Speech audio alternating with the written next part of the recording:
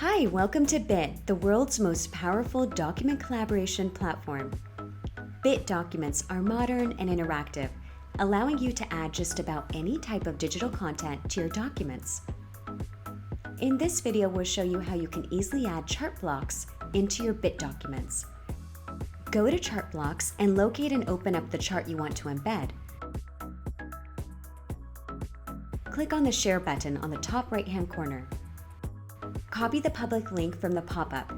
Now head over to Bit.ai and open up a Bit document. Click on a blank line and paste the web link. You'll see that Bit automatically renders the chart block inside of your Bit document.